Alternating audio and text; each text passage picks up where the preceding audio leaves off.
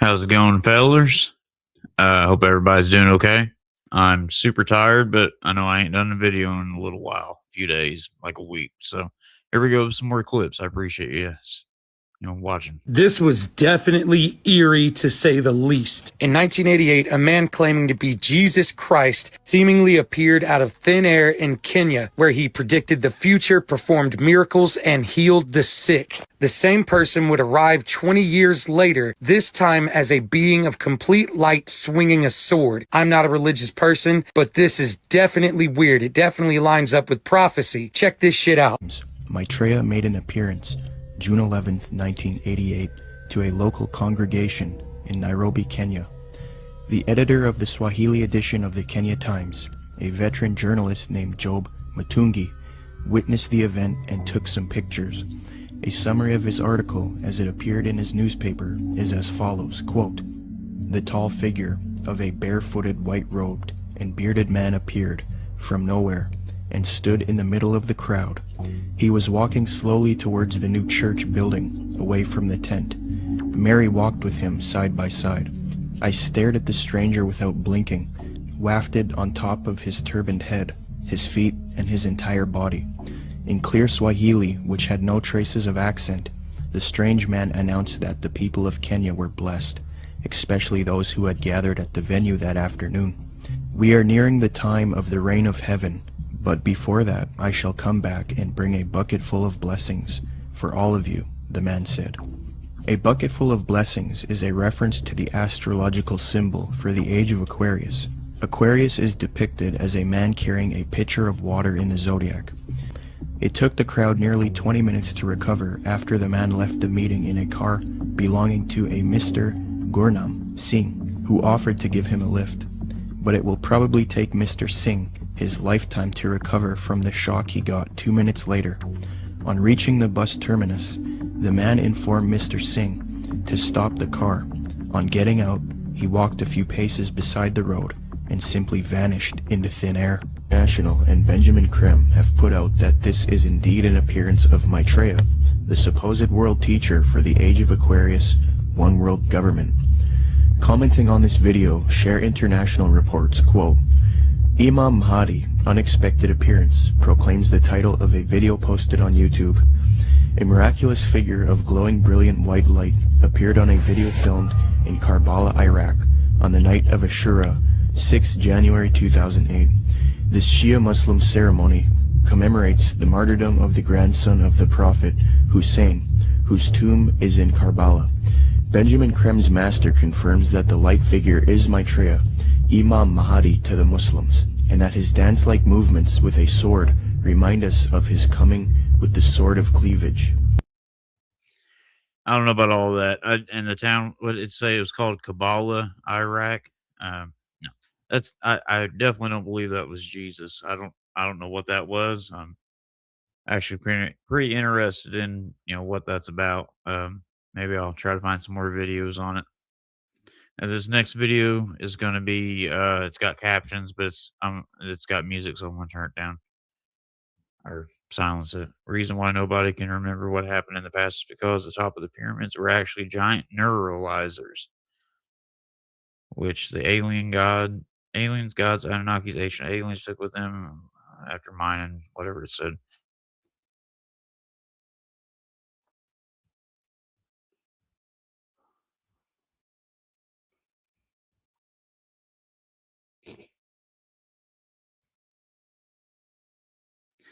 I've heard that they're like giant neuralizers. I don't think that's what the top of the pyramids are, but I mean, I don't know. Uh, I don't believe the Anunnaki stuff. I mean, if you guys do, that's cool. Believe what you want, but I'm not going to talk down on it or nothing. Uh, what else? What else was I going to say? Was it just repeating the same things? Yeah. I doubt that's true, but I don't know. Maybe. I mean, I'm sure the pyramids were built for a specific reason, like energy. Yeah, maybe. Probably. Could be energy, like a power plant. I don't know. Definitely heard that before. mocking us. It's all mockery. He's showing you that he's the beekeeper. And what do bees do? Bees go around and they build the kingdom for the queen. It's just another allegory. This is a Freemasonic symbol. If you look at Freemasonry symbolism, you'll see the beehive. It represents a hive mind. It's about creating everyone in the world under one specific belief system to create this hive mind so they can control creation. Do you understand how deep this is? If they can control the collective consciousness, and we are all creators, by the way, that means they control the creation of God. They control this entire universe through the hive mind, through this bee symbolism. Yeah, I don't know. I mean, that bee symbolism definitely might be something to it. I don't know. I don't know. I don't know. It seems like the elites, they believe Gnosticism. They believe, definitely they believe in Satanism and all that. Um, uh, the Kabbalah, mysticism. They believe all kinds of stuff. Apparently, I don't know. There's they're different theories. Right? I think they're all like up to stuff, right? The elite, they're definitely against us, but like maybe their beliefs converge. It's basically, I mean, they basically are Satanists. That's what I think they are, but they might have some other sprinkles of different like Gnosticism and stuff like that. I don't know.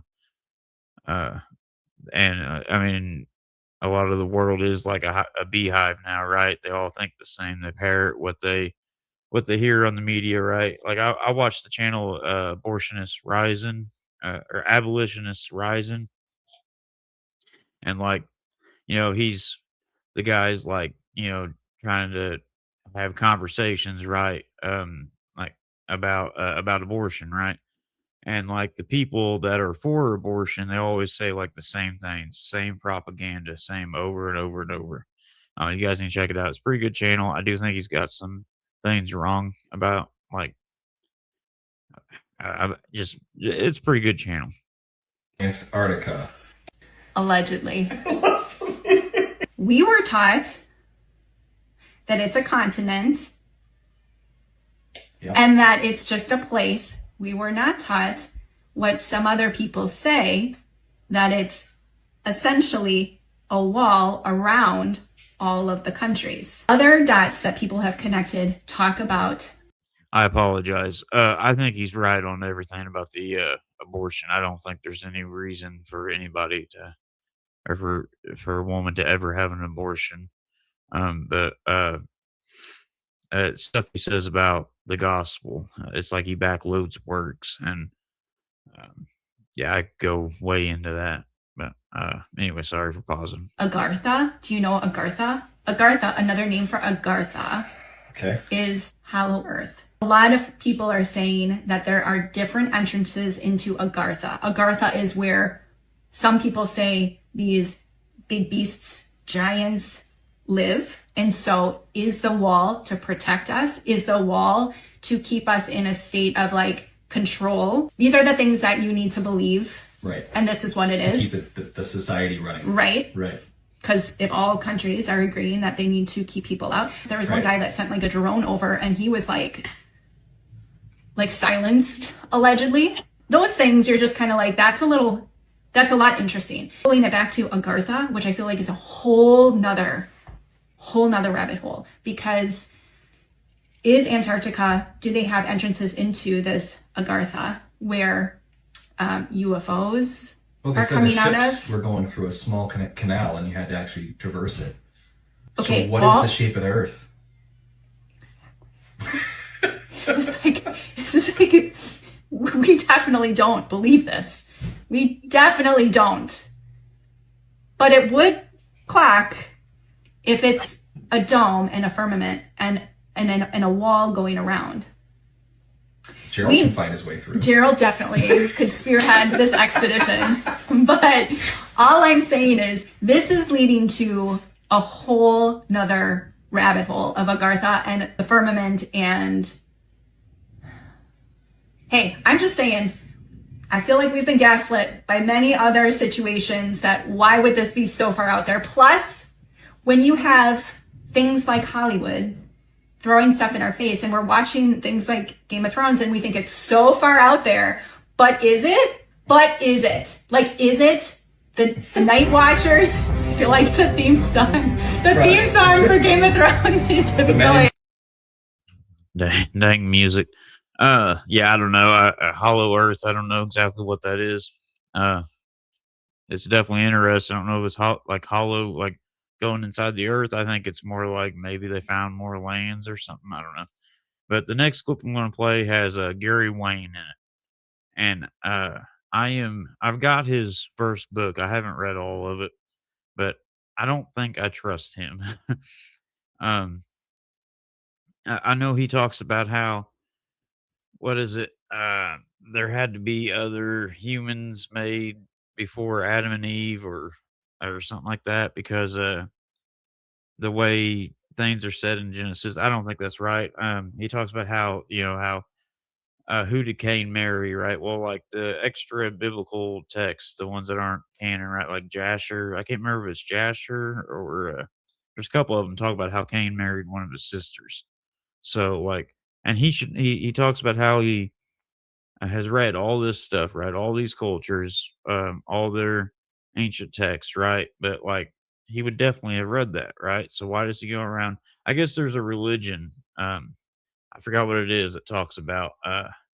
It's a like a pagan thing where they talk about how there is, other people made before Adam and Eve. I forget. I don't know, something like that. Either way, I don't trust him. He's pushed around a lot. I know he's pushed on channels normally with smaller YouTube channels, but like, I don't know. I just don't trust him. It reminds me of that. He talks so much about Freemasonry, right? And like, he just seems like a Freemason to me. And like, that Professor Jang, or I don't know how to say his name. He's been pushed around a lot recently, like on he talks about civilization collapse and how America's about done, the wars and all that.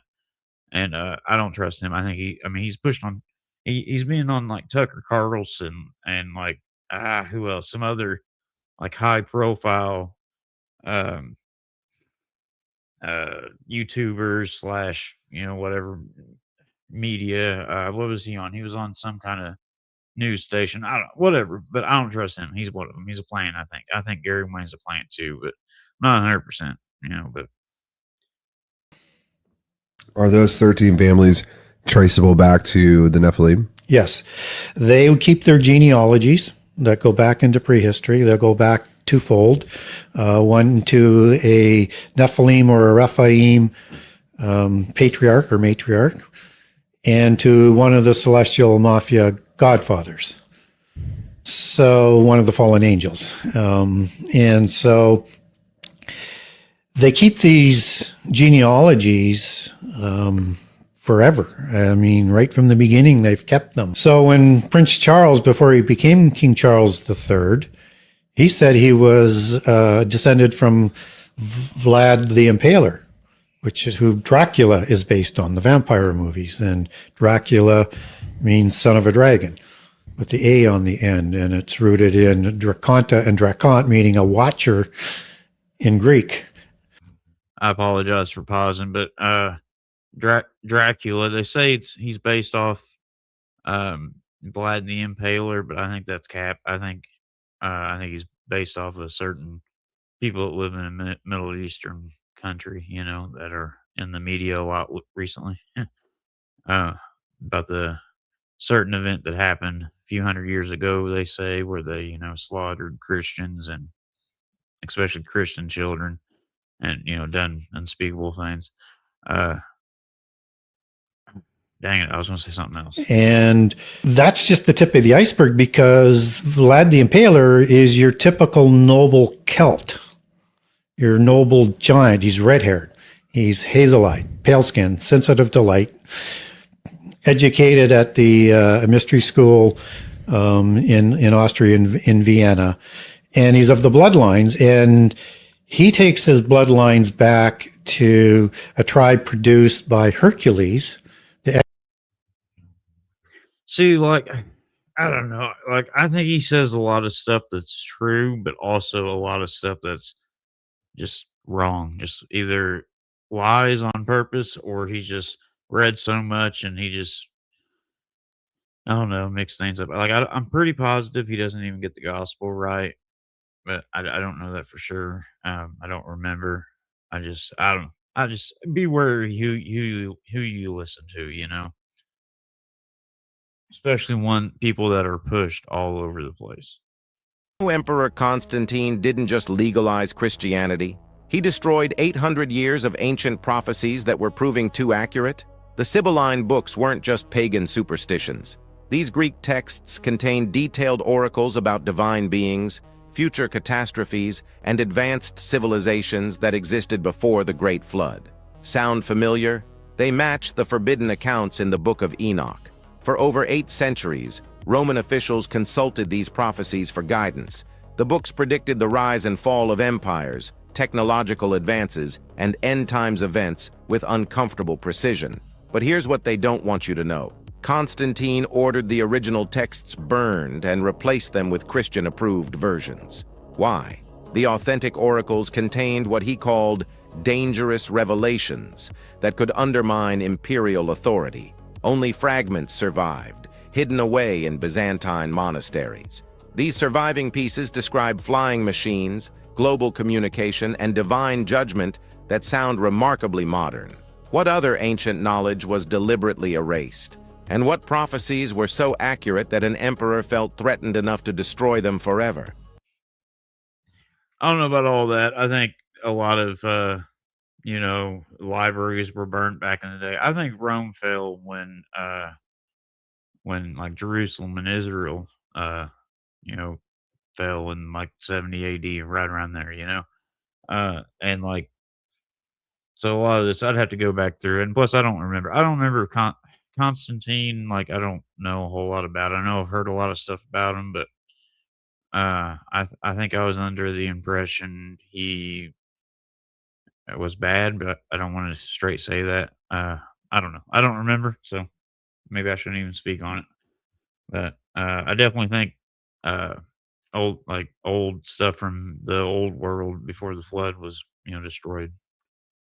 Tell you all about a coincidence, and you all tell me if it's as wild as I think it is. Back in the 90s, when I was in high school, I was an extra on a couple of films, and one in particular was Snake Eyes, a film that starred Nicolas Cage.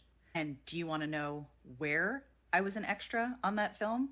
At the Trump Taj Mahal in Atlantic City, New Jersey. Okay? Do you want to know the plot of that movie? It involves an assassination of a politician named Charlie Kirkland. He was shot. The name of the person who shot Charlie Kirkland was named Lincoln Tyler. The tagline for the movie Snake Eyes: believe everything except your eyes.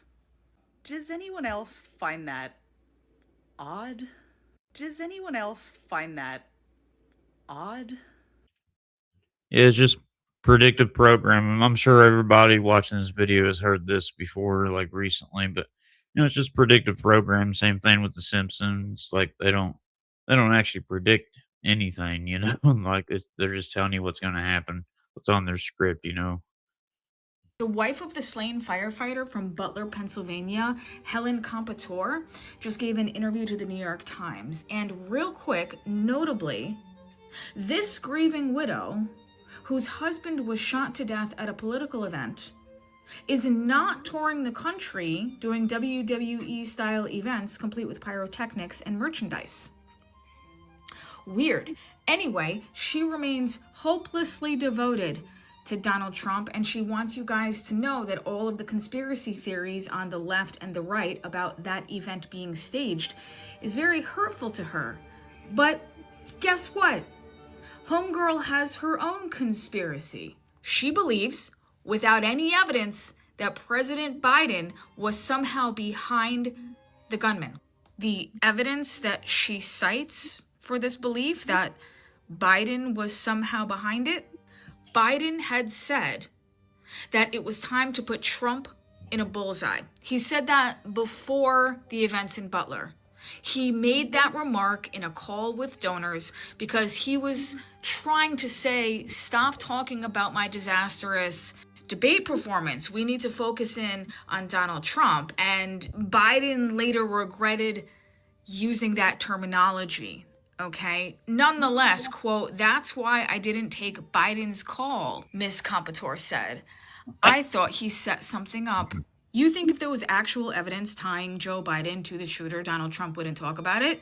This is the guy who doesn't need any evidence to make any accusation against anybody. He said that Ted Cruz's dad was behind the JFK assassination. He blames January 6th on Nancy Pelosi. Believe me, if there was any evidence linking Joe Biden, sleepy Joe Biden, to the shooter, Donald Trump would never shut the fuck up about it. If anything, the fact that Trump doesn't talk about the events of Butler, Pennsylvania is in and of itself suspicious. But nonetheless, I hope you get the answers that you're looking for.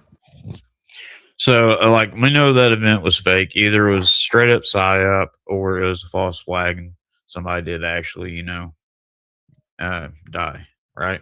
And if that guy really did die and that widow, I feel bad for her. I don't know. I don't know. I don't doubt he did, and so I feel bad for her, but she really needs to wake up because just like a lot of the country, the politicians are against all of us, like they're all against us. I honestly, I don't know. I don't know what else to say. I'm surprised that people don't see that bit. Like if you look on Facebook, I mean, it's still like the same as it was a couple of years ago. Like people are still, fighting on politics. I feel like so much has happened that like you should be able to tell by now, you'd think. I don't know. I understand a lot of people are waking up slowly but surely. There's definitely more and more people that are realizing that, there it's all these conspiracy theories, a lot of them are coming true, But I don't know. I'm just rambling. I'm tired. Thank you for watching. I still For have a couple more. entertainment purposes only. Don't take anything that I say for the truth. These are conspiracy theories. In 1962, we tried to punch a hole in the sky. We called it Operation Fishbowl. But what the history books hide is that we were warned 15 years earlier that if we touched the ceiling would hit us back. To understand the 1962, we have to go back to 1947 to a man called Admiral Richard E. Byrd. Byrd was not only an explorer, he was a witness. In 1947, during the flight over the ice, he didn't find more cold. He found an entrance. He described his plane being caught in an invisible grip and led him to a city of shimmering lights. There he met a being called the Master.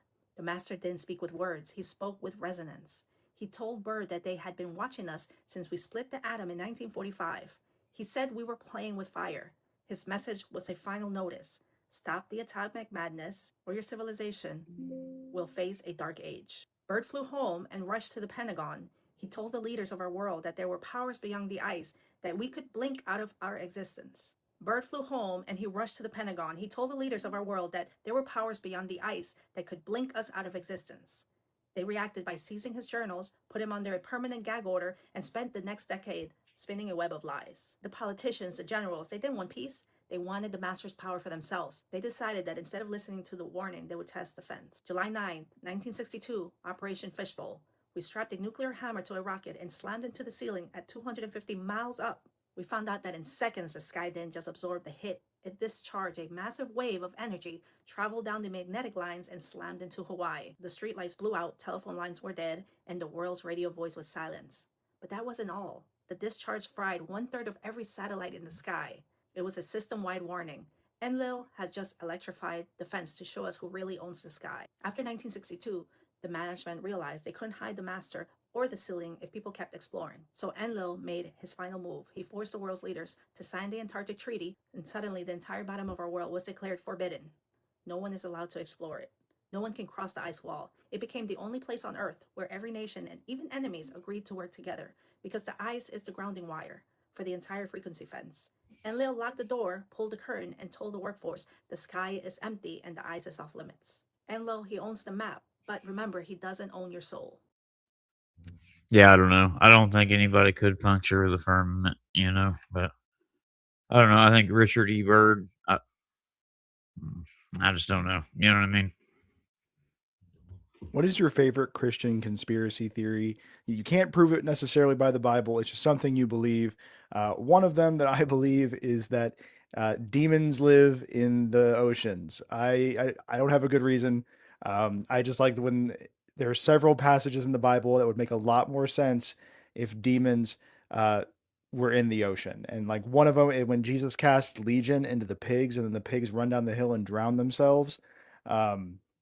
Why would they do that? What was the purpose? They could have just kept on being pigs. Also, one of the parables that Jesus gives, that when you cast a demon out of someone, that demon will go and wander the desert, and then it will, when it doesn't find a body of water, it will come back and it will bring more demons, and it will make things worse for the individual than it was before they were cast out. I think that's like an argument used for holy water during demonic encounters. Why is that necessary? What does water do to demons? I don't know. There's something I've been thinking about. But what is your favorite Christian conspiracy theory? Obviously, we don't have to hold to these super tightly. We can just say it's a fun thought I've had, and I don't know what to do with it. What's yours? I know there's a lot more to that, like, how demons possess people, were mostly made of water or whatever. I don't know. I don't remember everything about it. It's been a long time since I've heard stuff about this theory. But anyways, just know, believe on the Lord Jesus Christ, and thou shalt be saved, and thy house. I think that's Acts chapter 16, verses 30, 31. I think. I don't remember now. Anyways, I appreciate you watching. I'm going to go to bed. God bless you and your families, and have an awesome day, night. Have an awesome time. Bye.